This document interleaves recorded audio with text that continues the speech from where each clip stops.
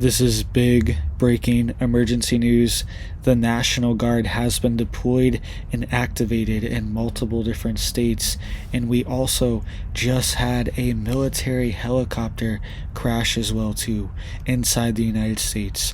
So let's get into all the details here really quick, guys. Please just hit that like and hit that subscribe. I'm posting multiple videos every single day, keeping you guys updated on this big urgent news, and it just helps to get these warnings out. I appreciate that.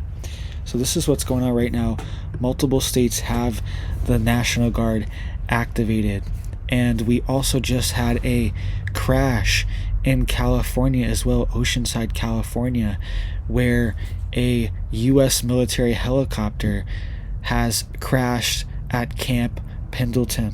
All right, this helicopter has exploded. Right, it has been a complete loss, and the crew members were safely ejected from the helicopter before it crashed, thankfully. All right, so this is an emergency, but nobody was hurt, thankfully, and emergency crews are on the scene trying to put the fires out right now and dealing with the situation, cleaning up the mess. All right, we also have multiple governors in South Carolina, Alabama, Arkansas, Alaska, Florida, Georgia, Idaho, Indiana, Iowa, Louisiana, Mississippi, Missouri, Montana, Nebraska, Nevada, New Hampshire, North Dakota, Oklahoma, Ohio, South Dakota, Tennessee, Texas, Utah, Virginia, West Virginia, and the Wyoming governor and the New York governor have all activated the National Guard. All right, they have the National Guard ready on standby, and they are ready for Trump's deportation plan. All right, these governors have just put out a letter saying that they have activated their National Guard. We also have the National Guard being activated in New York as well too. I'll get to that in just a second, but it says here that 26 Republican governors have released a joint statement. That's what's going on here. They have signed a letter pledging to this as well too, and they're saying that Trump will be able to use the National Guard at his disposal. Whatever he needs to do, they are going to cooperate and help in this mission. All right, this was just released. And we also have the New York governor. She just came out. She's deploying the National Guard as well too. All right, and she is saying that there is a safety threat to the New York City subways. That is what she is warning of.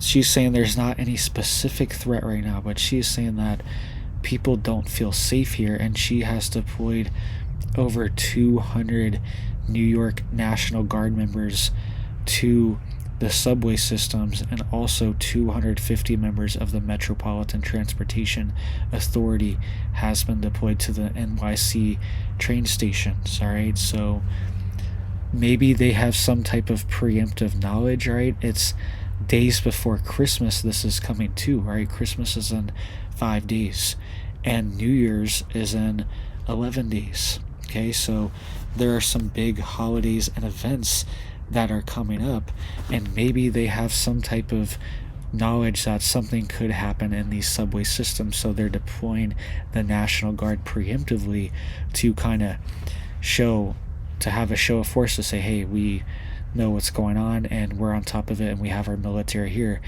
But it also, we're kind of slipping into this situation where things are becoming so chaotic in these big cities, especially New York City, where that's their only option is to deploy the National Guard. And this is not really normal for the United States, for the National Guard to be just deployed at the subway systems doing checkpoints and bag checks. That's what they are now doing right now, checking everyone's bags as they go into the subway systems. All right, so this is not normal to have to live like this, but things have deteriorated. They've allowed things to get so out of control that this is a natural response. They've defunded the police, and people don't even respect the police in some of these places in New York. And we've seen the chaos that can happen in the subway systems too. And this is almost like the natural response. We all knew this was going to happen eventually. And she said here that, quote, "It is clear to me, as I've heard from many people, that the presence of the National Guard has made not just a physical difference, but a psychological difference in how they feel about safety. When people see a person in uniform, even our National Guard, they feel more secure," right? That's mostly true. But the National Guard is there to be a military force that's protecting the homeland and helps in emergencies and disasters and defends against any type of invasion, right?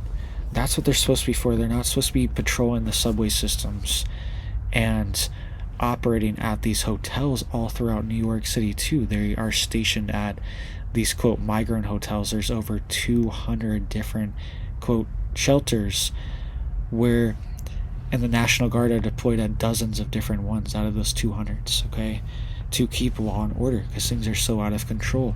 And this kind of goes in coordination with what these other governors were saying before, right? How they have the National Guard activated as well too for day one of Trump's administration.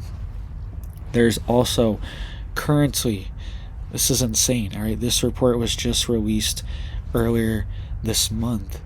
And according to ICE, Immigration and Customs Enforcement, there are at least 58,000 people who are in New York City and in the country illegally who have been convicted or are facing criminal charges. Okay, so 58,000 people have criminal charges as well too, and they've entered the country illegally as well too, according to ICE, just in New York City alone, in one city, 58,000 people.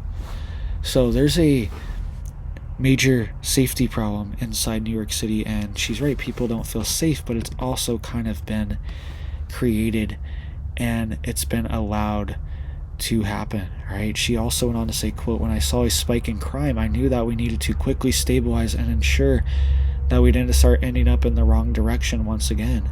Quote, "A lot of people didn't think it would make a difference, and I'm incredibly proud of these individuals in uniform here with me today." And she's saying that it will work as a, quote, "deterrent effect." And she went on to say, "For many people who are thinking about bringing a knife or a gun on the subway, this at least creates a deterrent for them. They might be thinking, you know what, it may not be worth it because I listened to the mayor and I listened to the governor, and they have a lot more people who are going to be checking my bags." All right, so checkpoints, bag points, all these things being set up when they could have just prevented these things to begin with and kept the city more safe. Now you just have to have your bags checked. You have no privacy to go onto the subway, and the military are there, right? And I love our military, and my dad was a veteran, right? Disabled, 100% disabled vet. I love our military, but it's also one of those things where I don't want them to be doing this. They have more important jobs to do than guarding the subway system. So let me know what you guys think down below. Hope you guys are staying safe, staying prepared out there. Hope you guys are getting stocked up, and just be ready in case anything happens. So hope you have big blessings for your life and your family, and I hope you guys have a big old blessed day.